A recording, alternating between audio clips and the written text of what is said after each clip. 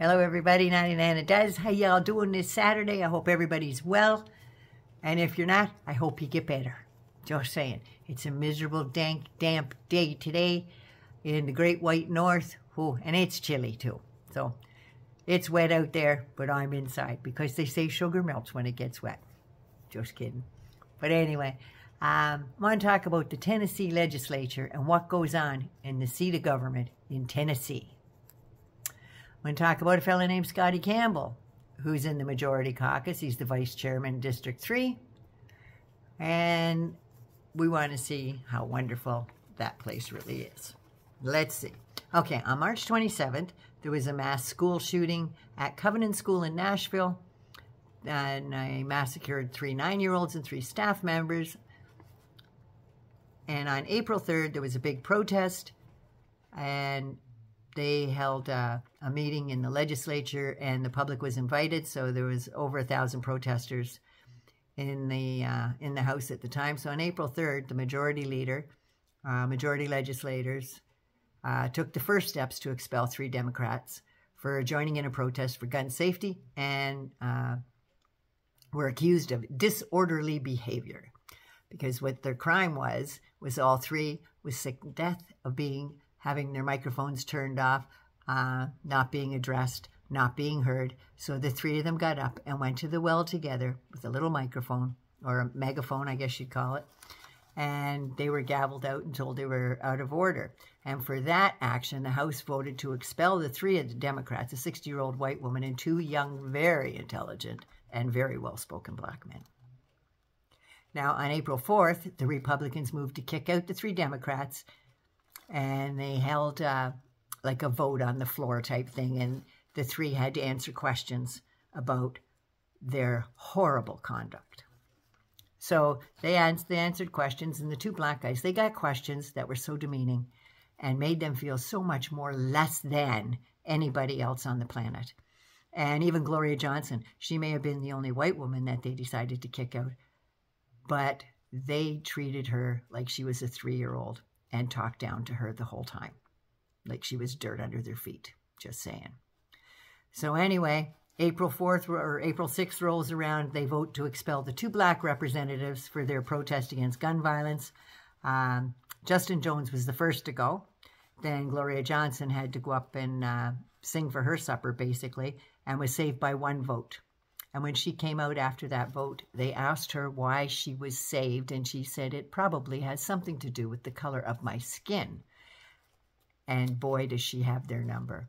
And then, of course, Justin Pearson was the last to be kicked out for his peaceful protest and his right to be heard as well.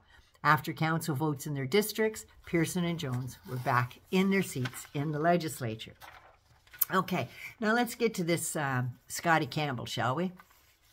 He's sitting there, but starting on March 23rd, like 4 days before the massacre, March 23rd, there was an investigation. They got together a ethics subcommittee that contained 2 Republicans and 2 Democrats. Now, they did a week-long investigation into Scotty Campbell because they were brought evidence of sexual harassment. So it turns out that he is found guilty by these 4 subcommittee members. The investigation found him guilty of sexual harassment of a legislative intern, and likely 2, by the ethics subcommittee acting in secret. The disgusting part of this is because April 3rd, 4th, 6th, when all these expulsions were going on and all these votes, he was still seated in his chair. That's right. So that's despite inappropriate advances and disgusting comments made to these young interns, he's allowed to stay. No expulsion, no taken off committee assignments, not removed from chambers, nothing. Now, the taxpayers, because of this, are paying for his disgusting behavior. NewsChannel 5 dug a little deeper, and they learned that thousands of dollars were being spent to protect the victim, who was made to move out of her apartment, moved into a hotel. Her personal belongings were packed up and shipped to her parents. So she's made to pack up because Scotty Campbell also lived in her building. She's ostracized, but he gets to stay in the apartment. She gets shipped off to a hotel room. There's something seriously wrong about that. And I'm sure a lot more is going to come out about that.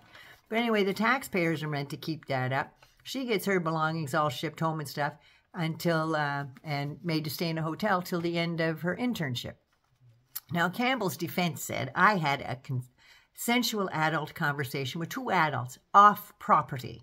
I think conversations are consensual once it is verbally agreed to. How many people do you talk to and say, do you verbally agree to this conversation? Never happens. Just saying. He said, and if I choose to talk to any intern in the future, it will be recorded. I don't know what the laws are in your state there, Scotty, but if it's against the law to record somebody, you better tell them that the conversation's being recorded. Just saying. Don't know for sure. Because apparently your gun laws suck. But anyway, a four-member of the two Democrats and two Republicans came to the conclusion Campbell violated the policy against workplace discrimination and harassment. Discrimination and harassment in any form will not be tolerated. The findings were submitted to the House Speaker Cameron Sexton on March 29th. So the House Speaker, by the time these expulsions and everything else were underway, Cameron Sexton already knew that he was guilty of sexual harassment of two young interns. But no, did he leave? No. This is like a week later. He's still sitting there in his seat like nothing happened. Nothing went wrong. But I'm hoping now that this story gets out, more people will be speaking up. I've got one more Tennessee legislator to talk about, but I'll do it in another video. I love you all. If you like the video, give it a thumbs up. If you like your family and friends, give it a share, won't you? And please, subscribe to my channel. I really appreciate it. 99, I love you. Be good to you first so you can be good to somebody else. Have a good day and have a good word for somebody.